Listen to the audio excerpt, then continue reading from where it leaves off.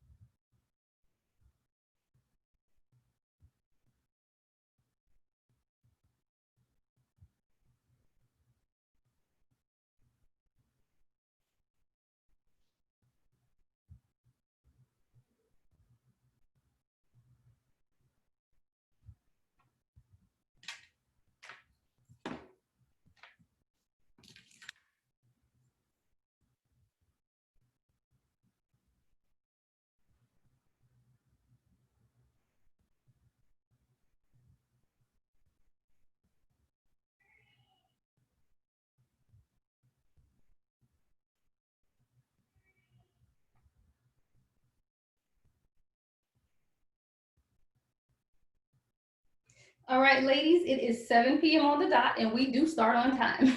So, for everyone who may not know, of course, I am Jawan. I am the founder of the Lady CPA Network, an organization that I founded about 2.5 to 3 years ago. Our complete mission and what we do is really just to help mentor and promote women in the accounting and finance profession. So we do that through scholarships, we do that through career coaching, through mentorships, and through just a collaborative body of women helping other women. As we know, CPAs, we are only 1%, meaning we, the African American community, only make up 1% or less than 1% of all the CPAs in the United States. And with that 1%, women are still only about 0.5% of that African American population. So I started the Lady CPA Network because I did want to encourage other women to go forward in their career goals. So whether that's obtaining a CPA or CFO positions, whatever higher level position you would like, that's what we're here to do, merely to support you in your career endeavors, and whatever, aspirations that you have. So if that's studying for the CPA exam, if that's, trying to figure out your next career move or your next certification, that's what we're here for. So without further delay, I am going to go ahead and start.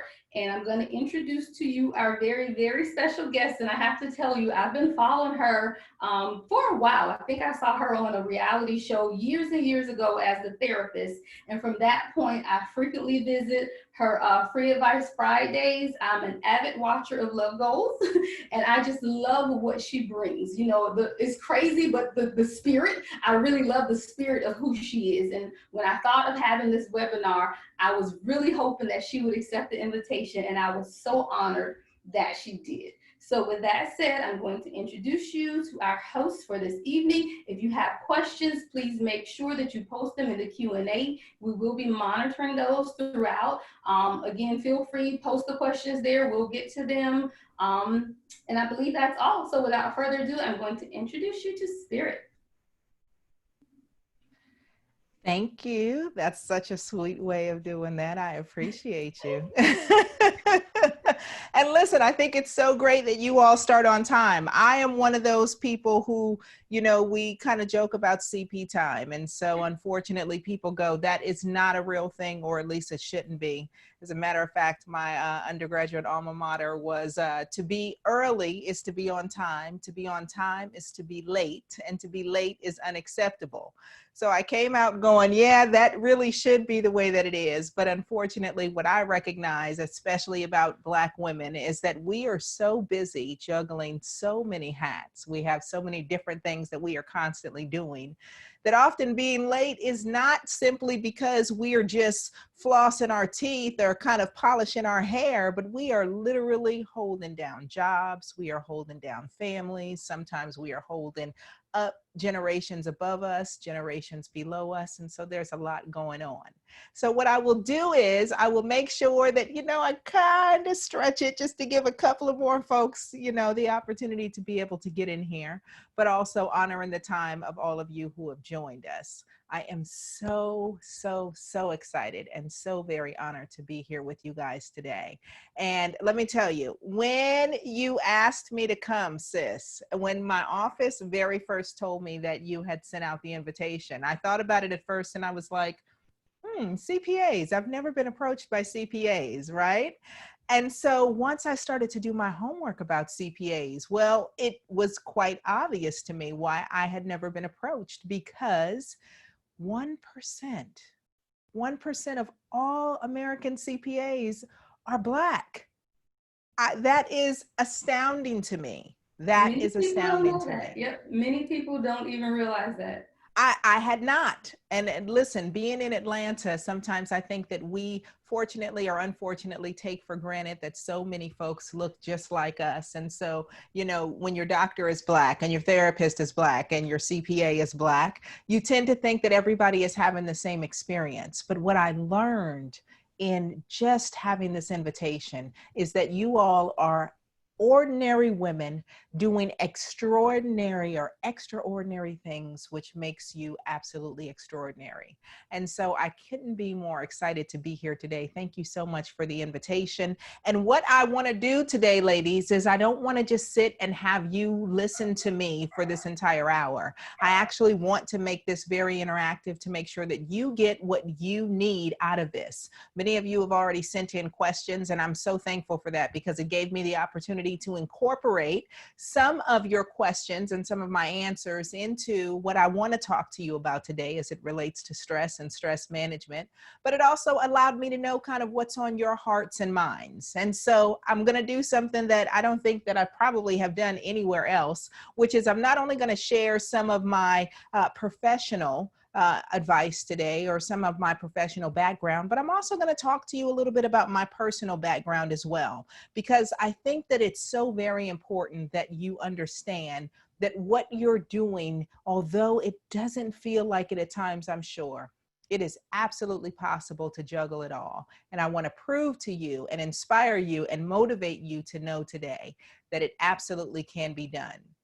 So let me start by telling you a little bit about me, the professional side, right? So if you've never had the opportunity to meet me before today, hello. Thank you for coming. My name is Spirit. I am a licensed professional counselor, a national board certified counselor, and doctor of psychology.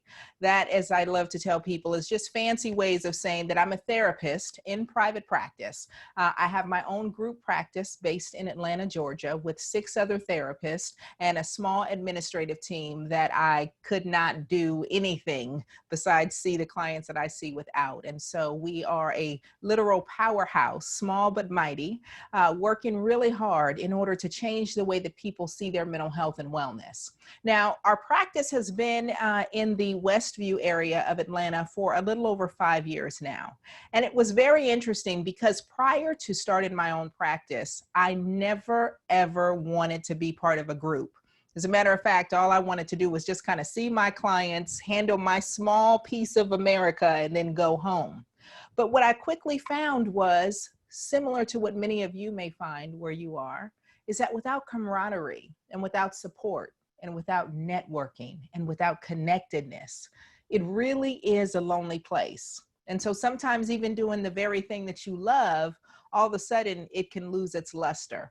And so after working in private practice for a few weeks, and I was really excited, like, yes, okay, I'm doing my own thing. I've graduated from my master's program. I've hung my shingle, and now I should be having the time of my life. This is it. But after I thought about it, and I was like, sitting in this office day after day after day. My clients come and they go, they come and they go. I started to find myself looking out the window going, I kind of wish I could go with them too. I'm in here all alone. Should I do about that? And I talked to my husband at the time, and he was like, babe, what you really need to consider is adding some other therapists.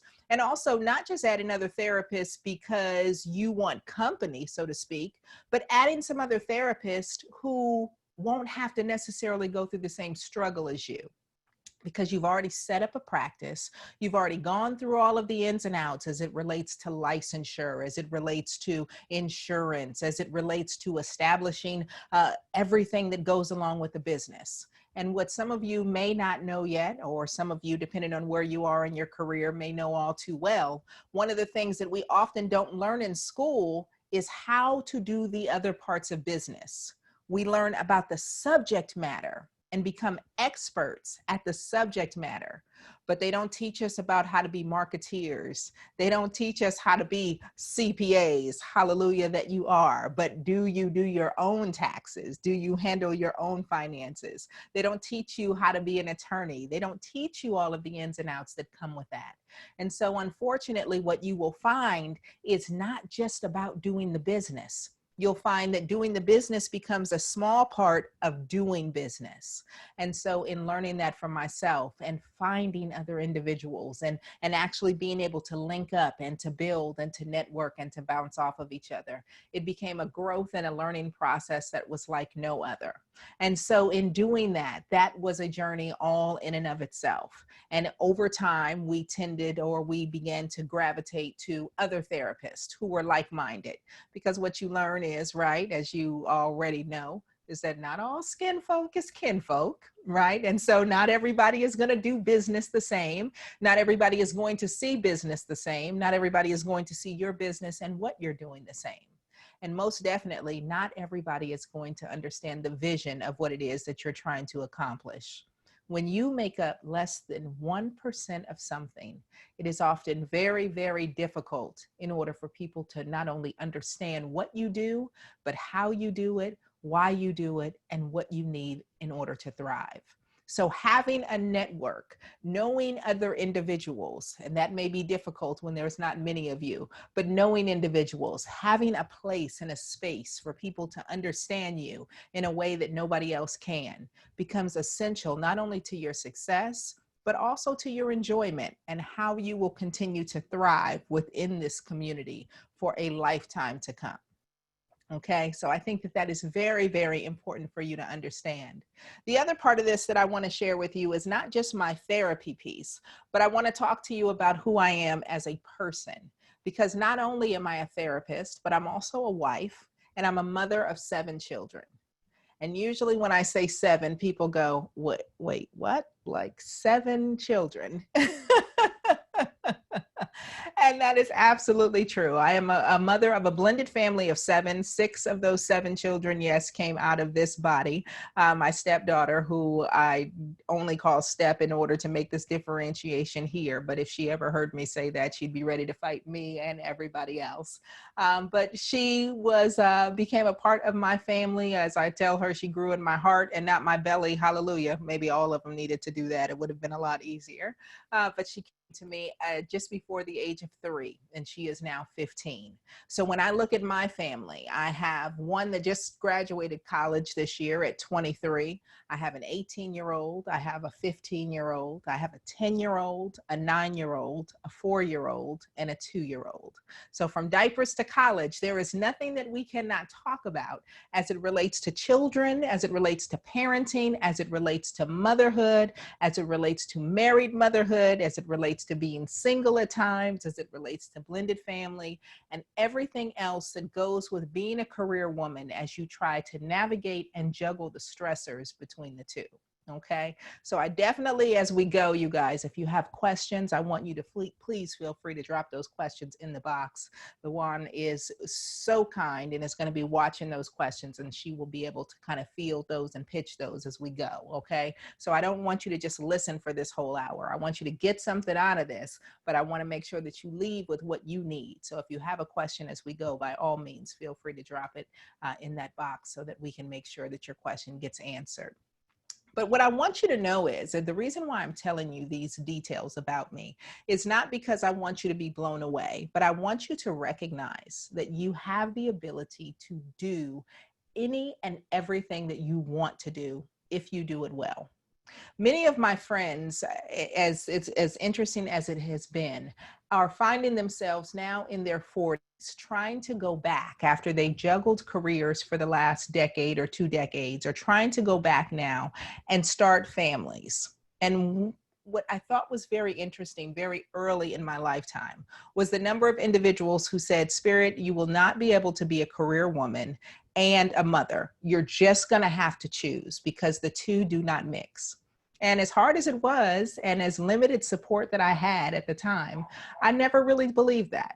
I thought that it would absolutely be possible. I knew that it would be a harder road. I knew that the battles would be a little more arduous at times. The road would be a little longer. The nights would be a little later. But I knew that I could do both if I truly wanted to. The key in doing so was figuring out, one, how do you manage it all? Two, what is really important to you in your life? And three, who do you have as part of your support system to rely on to help you do it all? And listen, Black women, if you don't hear anything else, okay, one of the things that is huge for us is the belief system that we have to not only be able to do it all and to be able to do it all well, but that we can't let anybody see us sweat, and that to ask for help is a sign of weakness. And I am here to tell you that it is so important that we dispel this myth, okay? This myth of the Black superwoman. Okay, there is actually a syndrome. I have talked about this in many places and spaces, but the Black superwoman syndrome. And it is a belief system that not only do we have to hold it all together, but we cannot let anybody see us falter. We cannot show that we are having a hard time. And to ask for help again would mean that we are somehow weak or failing. I want you to know that that could not be further from the truth. And as we walk around hearing these illustrious things about us as Black women, things like Black don't crack, I love to tell everybody, yes, it does, but from the inside out, okay? Because we will make sure that the weave is tight and right. We will make sure that the makeup is flawless. We will make sure that the nails outside of COVID are done perfectly to the nines. We will throw on our red bottoms. We will get in our fancy cars, drive from our fancy driveways, and cry all the way to and fro everywhere we go. But make sure that by the time we get out, we have it all pulled back together. What I want you to know is that you do not have to hold it all together. You are not charged with having to do it all alone. And in fact, you go farther when you go together. So having great support systems is essential to your success as you move forward in this field, and essential to your mental health and wellness, so that you do not find yourself sweltering and cracking and dying slowly and silently on the inside, trying to do all the things that are supposed to make you very happy, but in the end will leave you very empty if you don't do it in the right way. Okay? And so I want to talk to you a little bit about this. Now, you heard us say at the top of the hour that less than 1% of CPAs in America are Black women out of 650,000 of you. And so if you don't recognize that already what you are doing is a phenomenal feat, simply because you are showing up, you have to recognize how amazing you are simply by taking on the task to do this work. And if you don't recognize 1% compared to everybody else, I want you to know that over time, in the last 20 years, that number has stayed at about 1% for Black folks in this field. It's been roughly about 7% in recent years for Hispanics or Latinos, and 12% for the Asian community. So the numbers are so small for them, but the representation is that much greater. So I want you to understand already that it is very difficult to be in a sea of people where most of the time you will not see anybody who looks like you. And you have to know that because you have to prepare for that. You have to prepare your mind for that as it relates to the clients that you will interact with. You have to prepare for that as it relates to the colleagues that you will interact with. You have to prepare for that as it relates to a community that may not necessarily understand who you are and what you are and why you exist and what the value is. So again, it goes back to understanding all of these things, because ultimately, as we continue to talk, you will understand how not having this awareness or having this awareness will profoundly impact the stress that you experience, as well as the pleasure and joy you take on as you move forward in this field. Okay? Okay, so one of the things that I really want to talk to you about tonight, the reason why we are here, is really talking about stress and the importance of managing stress as it relates to your mental health and wellness, the importance of managing your stress as you move forward in taking this exam that many of you will be taking, many of you are studying very hard for. And listen, I don't want you to think that it's been 1,000 years since I sat and took tests as well. Getting a license, we had to take many tests in order to do that. I recently just finished up, as you heard me say, a doctorate in psychology. The tests were long and arduous. The nights and the stress was long and arduous. The road was more than 14 years for me. And I don't just mean the undergraduate level to the PhD. I mean just laboring at the PhD level. So I understand the level of stress that's there. I understand the anticipation that's there. I understand that trying to juggle it all and trying to remember all of these things and trying to prepare for an exam. And it's very, very difficult because you're choosing a time. And of course, you didn't decide, you didn't sign up knowing that this is what it would be. But here you are trying to do that in the middle of a global viral pandemic, in the middle of a racial pandemic, in the middle of trying to juggle all of these things. Perhaps you are now being called to be a teacher as we shelter in place. Perhaps you are now called on some days to be a nurse as you don't want to go to the hospitals. Perhaps now you're called on to be like a dental assistant because you can't necessarily go to the dentist. There are so many other jobs. You are cooking 3 meals a day plus snacks. You are house cleaning like nobody's business, or having to ignore the house cleaning so that you can focus on the tasks at hand. So I want you to understand that all of these things are impacting your mental health and wellness, and being able to retain the information, simply just reading for comprehension to go, what did I read? Do I really have it? To come back to, do I have it a day later, a week later? Will I have it by the time the test comes? All of these things impact your abilities to succeed at what it is that you're trying to do. Okay, so I want to talk to you about stress, and I want you to know that there are different types of stress. And this is very important because many people don't realize it. We hear the word stress thrown around all the time. I'm stressed out. Oh, this is stressful. This is stressing me out. I don't know what to do. I'm under a lot of stress. But I want you to realize that stress is a very real thing.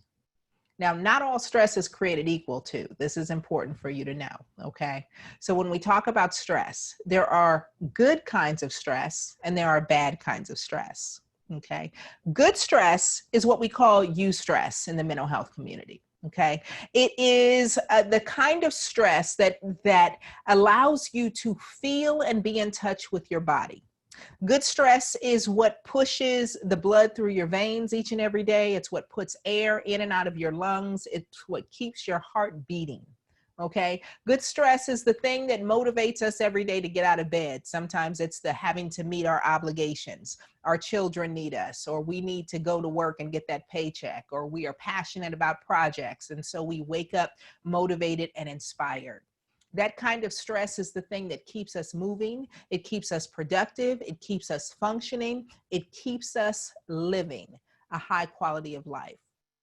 Those kinds of stressors we would take all day. Sometimes good stress may look like a new job. It may look like moving into a home. It may look like getting married or having a child. Things that are stressful, but we look forward to them. They make us happy. I want you to understand something that is very important and why oftentimes we miss the connection between mental health and physical health. You have to know that stress releases hormones into your body.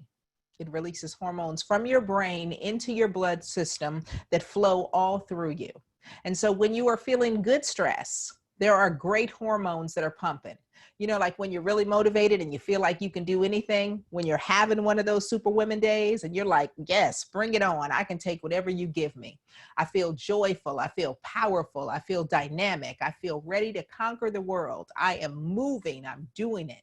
That good stress is flowing through your veins. You are getting exactly what you need in order to continue to feel enriched and keep it moving.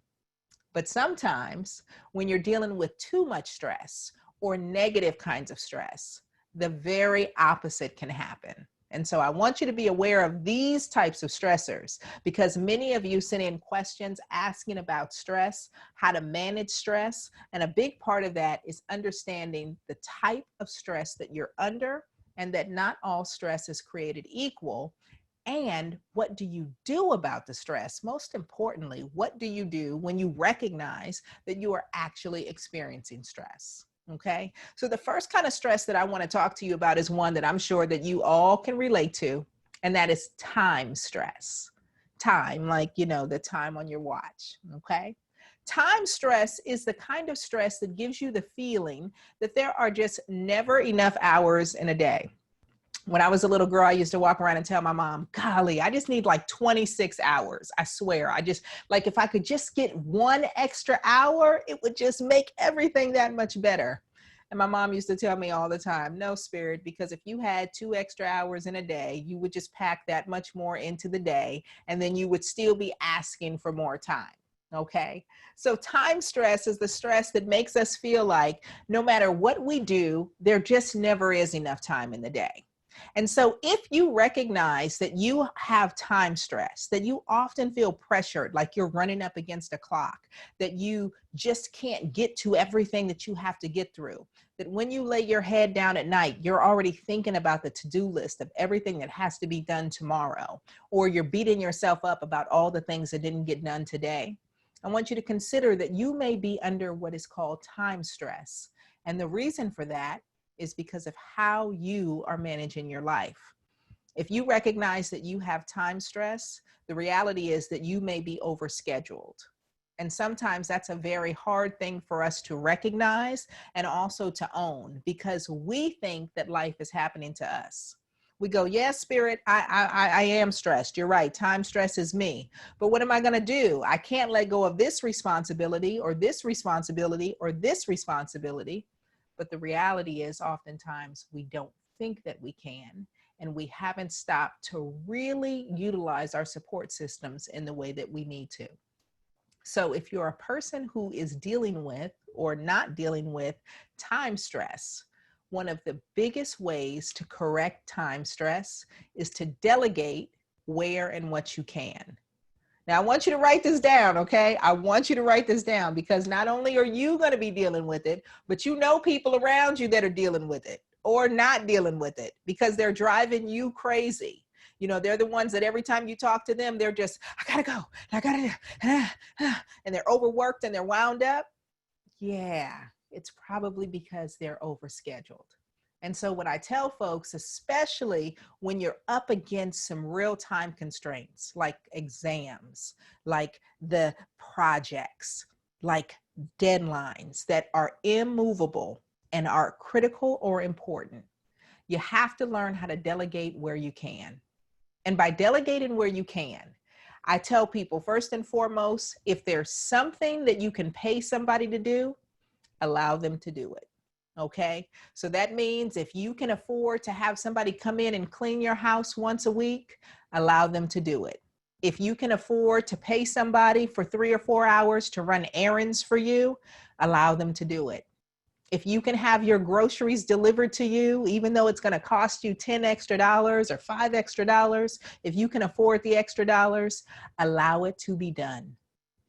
Delegate where you can.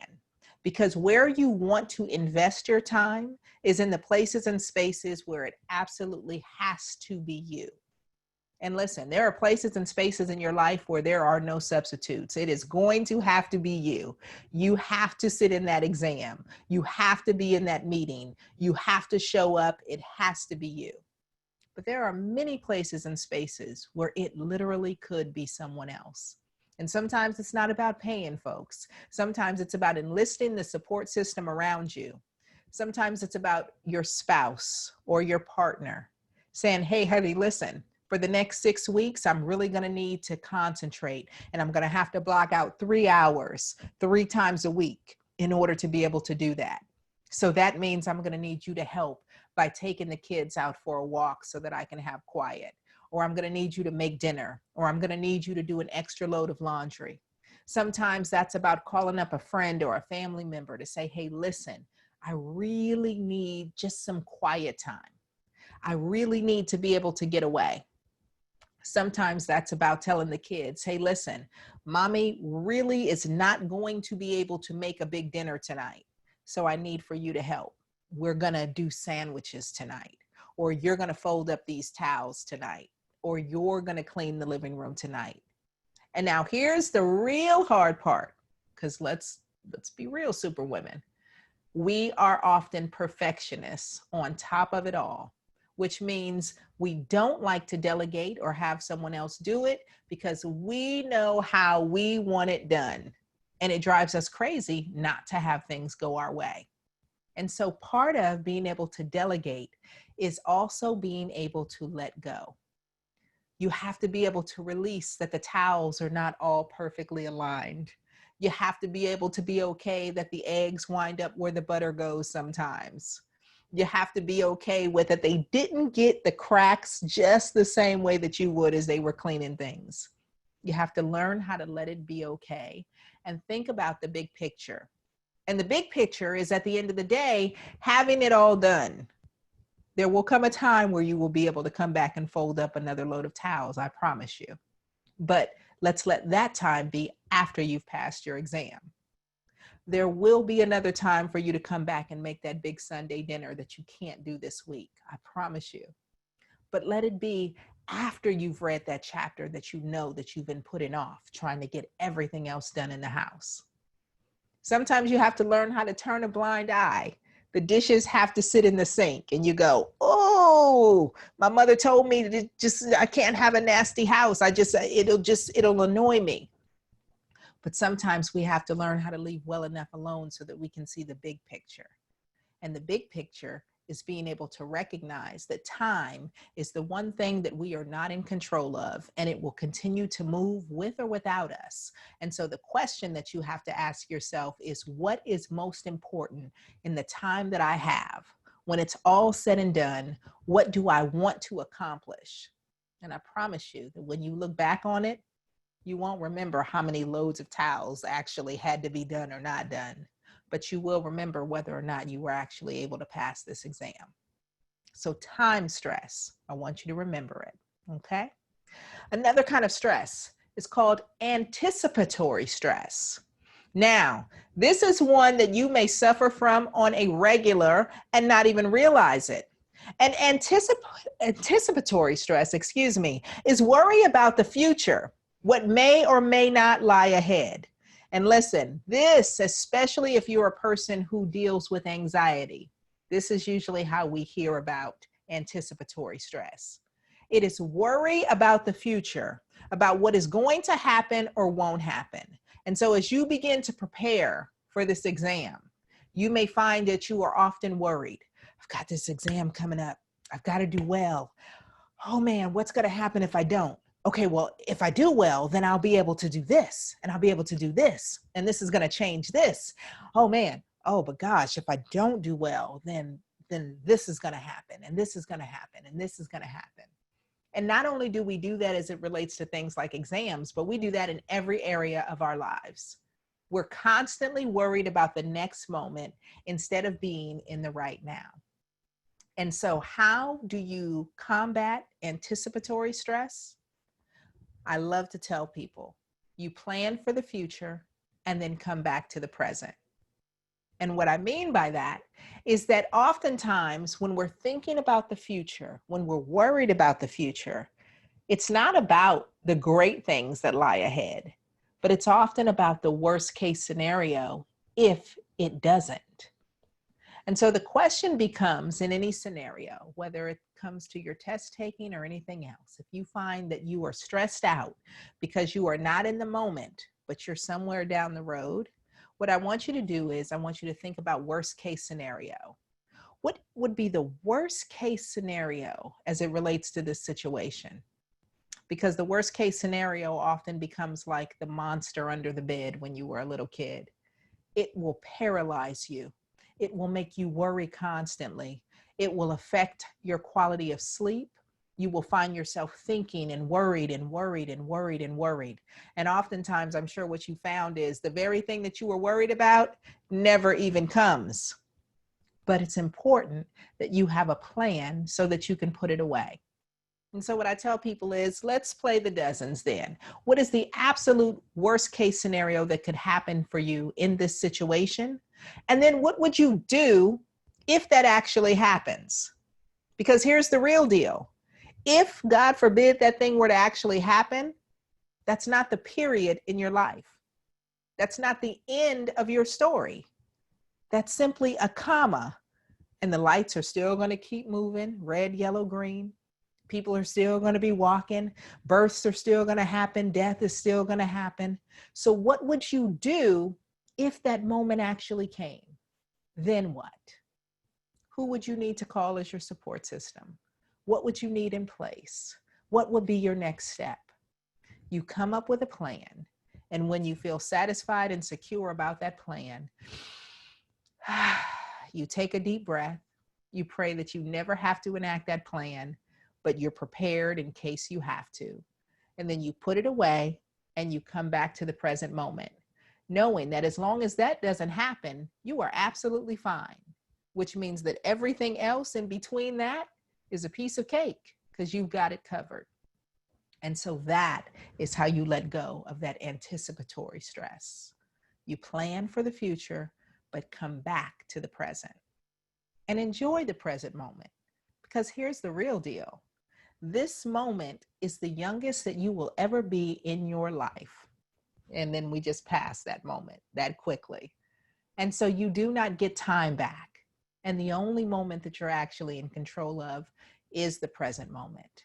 And so you have to constantly ask yourself, how do I want to experience the present? Do I want to be sad? Do I want to be stressed? Do I want to be lonely or anxious or run down? Or do I want to experience joy and happiness and fullness and love? And if you do, then you have to get into the moment and seize it, control it, shape it, drive it. Okay?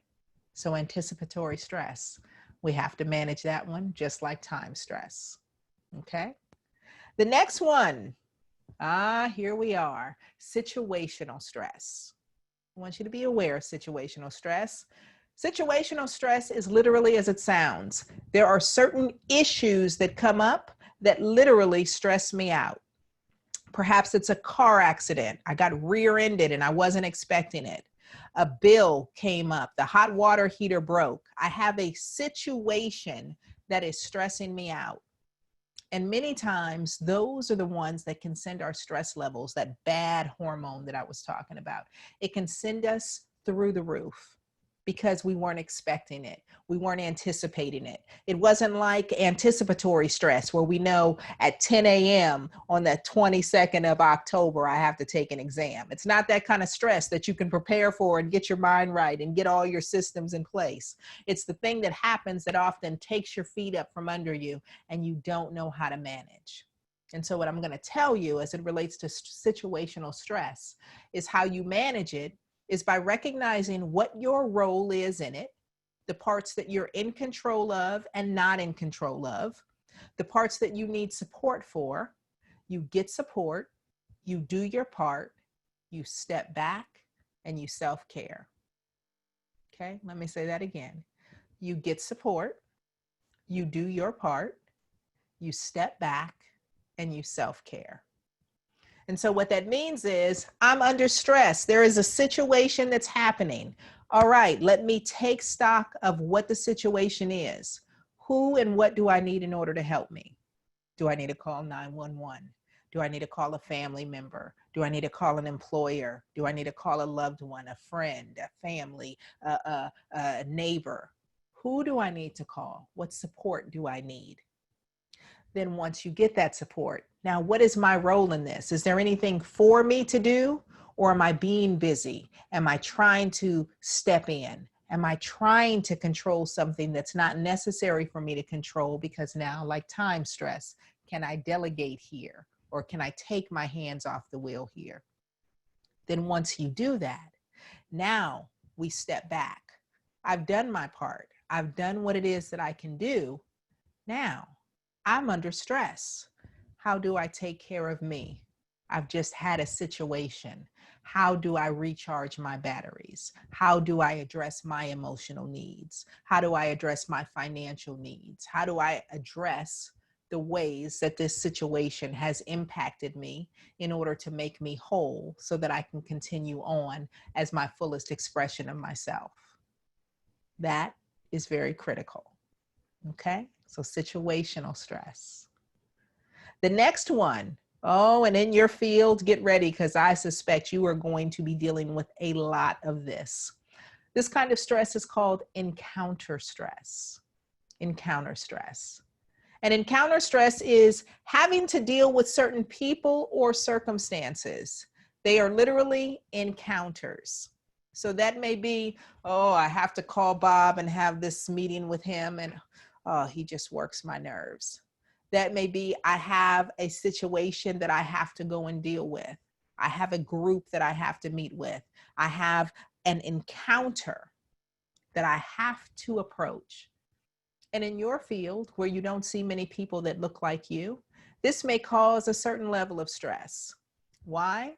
It could range from any number of things. As a Black woman, you may feel the need to put your whole community on your shoulders. There aren't a whole lot of us, so I have to look a certain way. I have to show up a certain way. The expectations for who I am or what I'm capable of or how I have to prove myself may show up and look a particular kind of way. And so the stress level may be high. In those circumstances, how you have the solution in order to manage that encounter stress is doing your best to leave emotions out of the situation. And what I mean by that is that when you're doing business, it simply has to be business. When you're having an encounter with somebody, you have to be able to pull back, leave your emotion out of it, and handle it as a business transaction. And listen, sometimes that's a really hard thing to do because people will test us, they will cause us to feel a particular kind of way. But what you have to decide is simply, you are of no circumstance or major consequence in my life. This is literally an encounter. And so I can treat it as such. I can be objective no matter how you show up in my life. This is merely a moment. I'm going to handle it as a transaction. I love to tell people it's kind of like how you would deal with a stranger flipping you off in the car. If you were in midday traffic, you might look at them for a second and go, did they just really, how could they? But after a while, you let it go. Why? Because they're really of no consequence to you. You're not going to see them again. It doesn't make sense for you to carry the burden and the frustration and the anger and the resentment of that moment.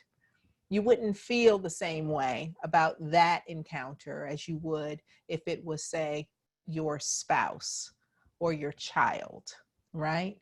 Because that's a loved one. That's someone that you're connected to. That's someone who has a meaningful place in your life.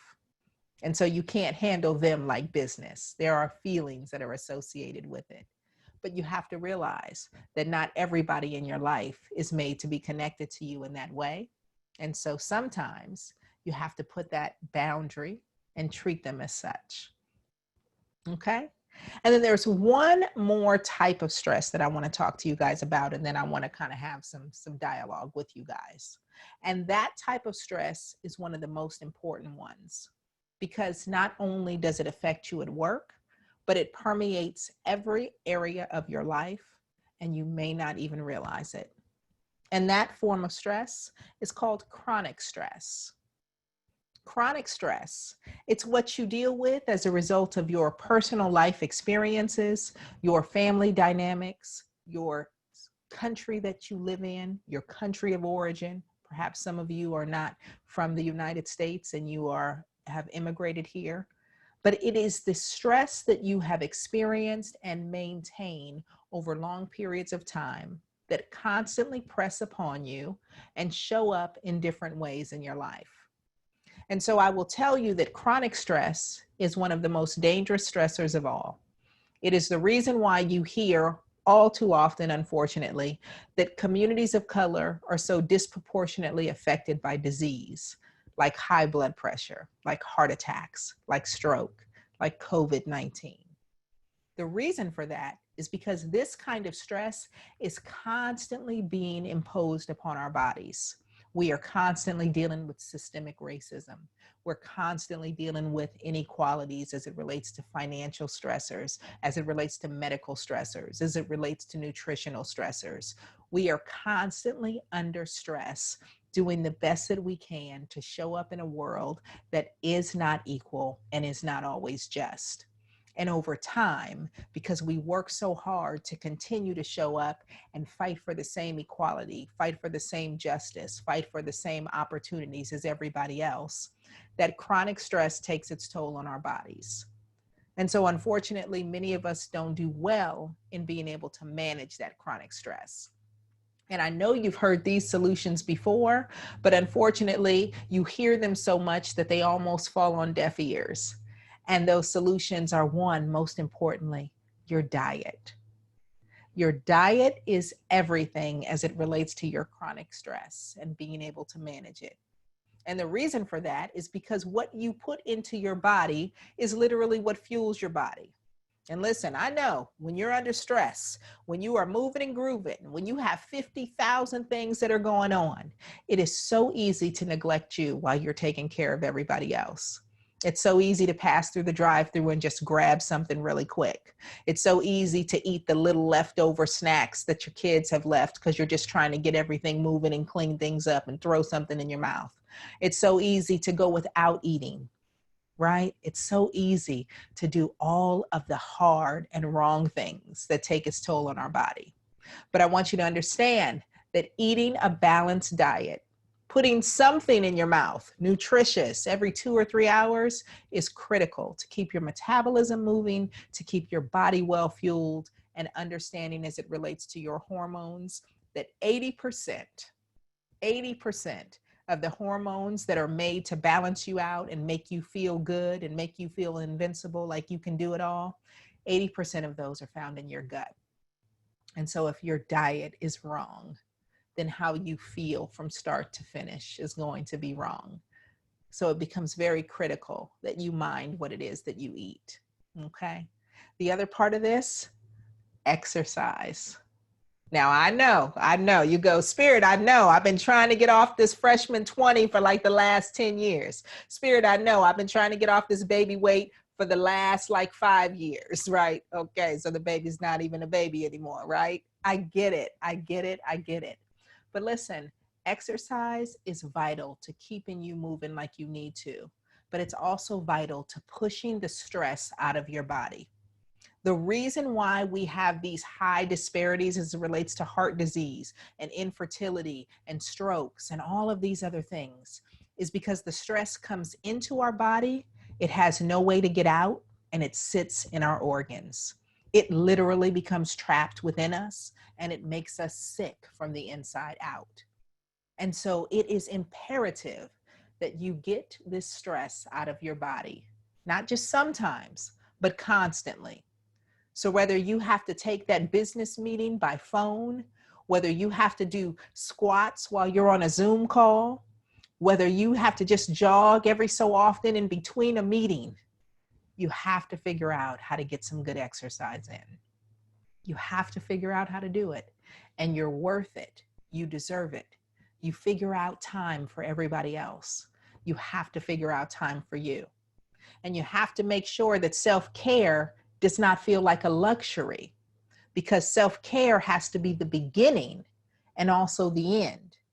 You cannot pour from an empty cup. You cannot take care of anybody else. Your mind cannot focus on getting you to the next place, even passing an exam, if you're so stressed out that everything is all over the place. And so self-care is not a luxury. It is a necessity. It is the thing that allows you to do everything else. And so if your self-care game is not where it needs to be, nothing else is going to succeed as well as it could if you put your self-care first. The other part of that self-care is sleep. You have got to find time to rest. You have got to be able to close your eyes. And again, not believing that that is a place where you can shave it off or cut corners. You cannot make up sleep on the weekend. You cannot sleep when you're dead. You need to get sleep each and every night consistently in order to get into the deeper levels of sleep that actually restore and replenish your body. Sleep is essential, and it's not just a quick 20 minutes or a power nap here or there or 3 hours here or there. Good sleep is essential, okay? And last but not least, fun and therapy, okay? Those two things don't sound like they go hand in hand. Sometimes they do, sometimes they don't, but they are equally important. You have got to have a good time. If you are constantly grinding, if you are constantly working your fingers to the bone, if you are constantly feeding your ambition, but never getting back to the thing that fuels you, that fills you up, that keeps you passionate, eventually you will find yourself so burnt out that all of the things that you invested your time in will not give you the pleasure, the joy, nor the satisfaction that you had hoped that they would, and you will have invested all of it for naught. So make sure that you balance out your time. And also understand that therapy, mental health counseling, is the greatest gift that you could give to yourself, because not only will it help you to address all of these areas of stress, but it will also help you in the places and spaces that you didn't even realize need to be healed. And if you can't do anything else, what I tell folks all the time, cry regularly. And I know that this sounds crazy. I know it does. I often have people tell me, Spirit, I can't tell you the last time that I cried. Ooh, girl, I am not going to cry, because if I started crying, I wouldn't be able to stop. And I have to tell them, I have never met a person who has died from crying. I have never seen a person check themselves into the emergency room because they weren't able to stop crying. But I want you to know that crying is the most impactful and most cost-efficient way of managing your stress. And that is because your stress is in your tears. And when your body is under stress, filled up with all of those toxic hormones, the tears will carry that toxin away. And so if you can't do anything else, find that good card commercial, find that great TV show, find that great memory, whether it's a happy cry or a sad cry or a frustrated cry. Give yourself the opportunity to cry, to just let go, to release, to make new space for good stress, and to keep yourself moving. Okay? So that being said, those are the kinds of stressors that I want you to pay attention to as you continue to move forward. Those are some great solutions in order for you to help just kind of get started in managing some of the stress that you have. And I want to make sure that we're able to get to some of your questions. So I will turn this thing back over to you, Ms. Williams. And if there are questions, then by all means, please let me know. And I have to say, crying, oh my God, it works. Let me tell you. My mom used to say it's a washing of the soul. Absolutely. It does. Like, I can be mad all day long, but if I get a good cry, I can just forgive almost anything. It'll let it all go. It'll let it all go. It will let it all go. I promise you that it will. So for you ladies who think you have to be tough and strong, girl, cry. Please cry, because I can Please. you will feel a whole lot better after you cry. Amen. So with that Amen. said, I have one young lady that always asks me about mommy guilt. So, we work, we study, and, we still think that we have to entertain the kids and do all, well, they think that, mine know better. But, but how do you deal with mommy guilt? Oh, listen, mommy guilt is a big one. I have it all the time. And my husband will tell you, like, I look at it sometimes and just go, oh, I'm missing out, right? I'm missing out. He knows, especially with my youngest two in building this business in the last, couple of years, he will tell you, he knows my 2-year-olds cry better than I do. And I'll go, was that her crying? And he'll, yeah, it's time to go get her. Or they'll sometimes be out playing and I'll recognize that I can't be out there and he'll have to send me pictures. Or I have to figure out how to carve out time and say, I can't hang out and play all week long, so we have to have our designated time. But what I will tell you about mommy guilt is that it is your anxiety's way of making you believe that you have to be in your child's life 24/7. And the reality is that is not true. And so we have to reframe how we see ourselves as mothers. We have to remember that as mothers, we are people too. And we have to model for our children what it means to take care of ourselves, pursue our passions, and to put ourselves first. Because your children are watching you and they won't be with you for their entire lives. So if you teach them that, one, the world is all about them, they will become very egotistical and expect everything to move to their demand and their attention all the time. And the other part of it is, if you teach them to sacrifice everything for their children, then one day your baby will become a parent too, and all of their dreams will fall to the wayside. And who will have taught them that? You. You would have taught them to sacrifice everything, stay there for the attention, stay there for their dreams, stay there not to miss a moment. And unfortunately, they will then go on to repeat that same unhealthy cycle.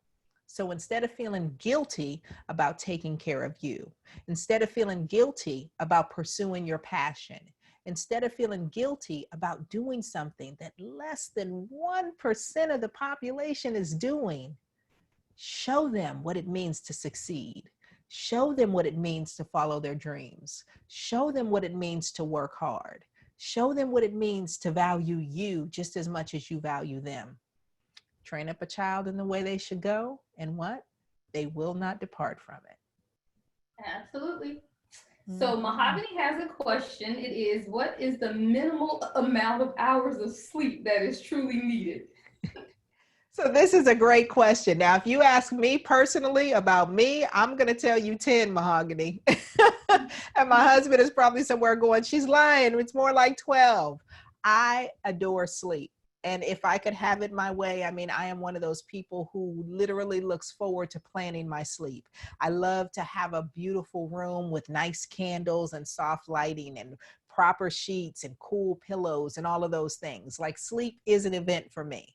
But unfortunately, my life does not necessitate nor allow me to get that kind of sleep. Most of the nights, it's a 2-year-old's arm across me this way and graham cracker crumbs over here and sheets that should have been washed 3 weeks ago. And that is just real life, right? And so the answer to that question is really 6 to 8 hours of sleep a night. And most of us are way under that. And again, I want you to remember, Mahogany, and everybody else that's listening, you cannot make up that sleep later on. You cannot say, I know I only got 4 hours today and I got 6 hours the other night and 2 hours the other night, so I'll just kind of sleep for an extra 5 hours on Sunday. It doesn't work that way. So you need that 6 to 8 really good hours so that your body can get into that restorative place. And over time, your body keeps the score. I want you to know that. So if you cheat your body now, as you get older, you will see chronic stress, you will see chronic ailments, you will see chronic receptivity to diseases. Just because we're well now and we're young and youthful and we don't see, our body is it's taken a toll on us. And so we really have to figure out how to get that 6 to 8 hours of sleep a night. Okay, all right, ladies. Another question is how to deal with fear of failure. And with the CPA exam, it's difficult. This is one of the most, if not the most difficult exam. Yeah. So many of us take it multiple times. I took it, I think all 4 tests, a total of 12 or 13 times. Mm-hmm. But a lot of women are scared to even start testing for fear Mm-hmm. of failure. How do you? Yeah. So, one of the things that I love to tell people is all failure is, it means I haven't mastered it yet. There is no real failure until you walk away with something left unaccomplished. So if you set out to do something and then you never do it, then you have failed, right? I set out to do it. I gave up on it. I couldn't pass it. It was too difficult. I walked away. The idea that it may take you multiple times, if you incorporate that into your framework, then it won't feel like failure if you don't pass it on the first go round. Unfortunately, we have this society that teaches us that we must be perfect, and we don't have enough mentors, and we don't have enough people that have come before us to tell us the real deal. Everybody is so busy trying to save face that nobody wants to say, that was hard. It took me 2 times. That was hard. It took me 12 times. You heard me say at the PhD level, it took me 14 years. Right? I don't tell those stories to just kind of put it out there, but for you to understand that the journey is just that. It's a journey. It's not a destination. And so the real deal is that if you really are passionate about doing this work, then you just keep going until you get to the places that you want to go. And what you will find is that as you set goals for yourself, if you're truly ambitious, and listen, you being among the 1%, you are already ambitious. So please understand that you're already in progress and you're already amazing. You simply just keep going. And you allow it to take you as long as it takes. You continue to set goals. And what you'll find is by the time you cross one of those goals off the list, you will already have established 10 more. And so that just becomes a check in the box to get to the next step. So don't put any real stock in any one thing. It's just the thing that gets you to the next step. Did I pass? Great. I can move on to the next step. Did I pass? Not yet. Okay, there's still some more things that I need to learn. And sometimes that frustrates us because we're so ready to get to the next step. But hunty, let me tell you, sometimes it is the seasoning that you get while you're laboring and toiling in those places that prepare you for the next step. And you don't understand it until you get there. And when you get there, you are so thankful for everything that came before it. So you have to reframe the way that you see failure. Failure, again, simply means I haven't mastered it yet. Don't go in with the mindset, I have to nail this on the first time, or even the second, or even the third. Go in with the mindset that I want to be a CPA. I have to take this exam in order to do it. And so I will continue to work at it until I hit the marks for what I want to do. That is just going to propel me to go on to the other marks that I'm going to hit after that. Awesome. That is awesome. Now, this question is really timely with especially the racial pandemic issues we have. So Shay says, one struggle I have is maintaining a positive and professional attitude at work when also dealing with all the racism in the world and even in the workplace. It was very difficult for me to stay friendly and engaging at work when the protests first started because I felt angry inside, but still had to go to work in a predominantly white environment. What is the best way to deal with this sort of stress? Oh boy, listen, I want you to remember that you've been dealing with this sort of stress even before the pandemic. And so I want you to keep it in perspective that all this has done is heightened everything that you were already experiencing. And perhaps now this is a great way to affect change. And so one of the things that I'm spending a lot of time doing now is diversity and inclusion trainings. I have a partner and I that we do this, I co-facilitate a workshop called resiliency, race, and allyship in the workplace. And so we've been spending a lot of time there. And so what I would say is to go back to, as we were talking about the different types of stress, situational stress. You have a situation. So now you have to ask yourself, one, what are your supports? Two, what role can you play? Then you step back and you self-care, right? So in this situation, what are your support systems at the job? Do you have any allies? Do you have any places or spaces where you feel comfortable and safe? If you do, excellent. If you don't, what do you need to do to affect change? Sometimes that's taking a step back in order to take time off before you can figure out how to go forward. Sometimes that's about making recommendations and suggestions. Sometimes it's about saying, hey, I'm feeling uncomfortable. I'm feeling unsafe. I'm feeling unnerved in this space. But what role do you play in being able to affect change in the workplace? And one of the things that I tell people that's so important for us to understand, especially as people of color, we have to remember that activism looks different no matter where we are. I've had so many clients who say, Spirit, I feel guilty because I feel like I should be out there with the protesters, or I know people who are out protesting and I feel some kind of way. I need to be doing something. And I have to remind them that we all have the ability to affect change exactly where we are, because systemic racism means that it is pervasive in every area of our society. You being among the 1%, you should understand this more than anybody. And so the question becomes, how do you affect change within the system that you are a part of? How do you reach back behind you to make sure that those that will come after you may not have to deal with the same things that you have to deal with? Maybe because of mentorship, maybe because of activism, maybe because of recruitment. What role do you play in dismantling this? So instead of focusing on the parts where you feel uncomfortable and disempowered, how do you see that in a different way? So you do what you can, and then remember, you step back, because you also can't be on the front lines fighting and defending yourself all the time.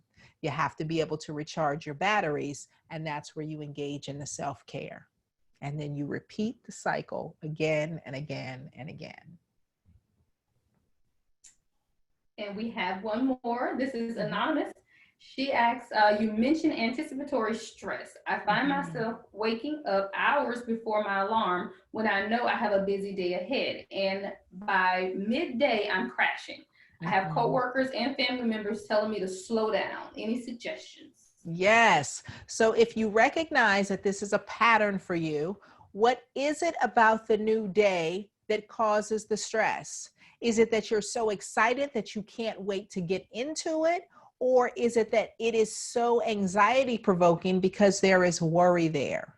Remember where we talked about coming up with a plan, right? Coming up with a plan and then coming back to the present. So if I have tons of things that I know that I have to do tomorrow, maybe perhaps you schedule it and you map it out so that you can see that your entire day fits, that everything has its own proper place, and so you know that it can all be done. And also, because everything fits and you know that it can be done, you can focus on the singular task at hand while you are in that part of the schedule. If you have 10,000 things that you're trying to juggle and you don't know how to fit them in, you're constantly going to be worried. Am I doing the right one now? Am I spending too much time on this? Have I not allotted enough time for that on the back end? But if you can literally look at a day to map it out, to see where everything is supposed to be, you know realistically what can get done, what can be pushed to the side, what can be delegated, where you need support, where you actually have to show up and for how long. Once you put a schedule in place and you allow yourself to trust and lean into it, then you can relax knowing that everything is in its proper place and space. And now let me come back to the present to recharge my batteries, to rejuvenate and rest so that I can meet the challenges of the next day.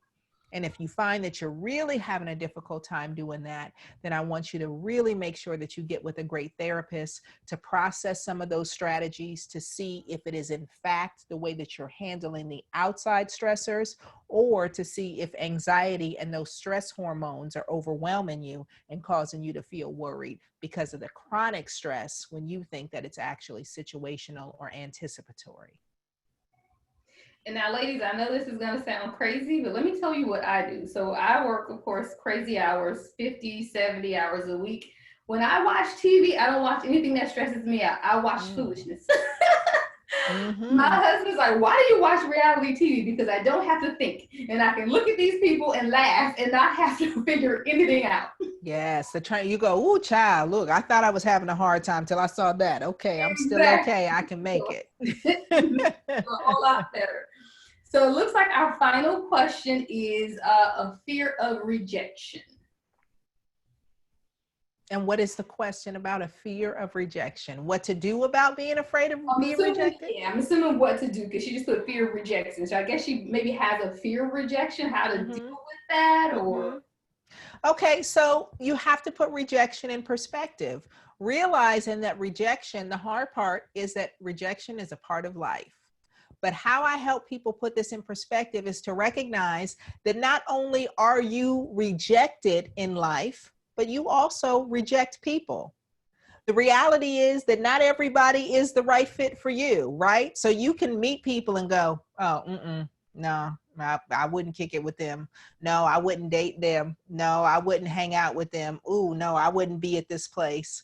We are constantly rejecting things that do not work for us. And it does not mean that those things have any less value.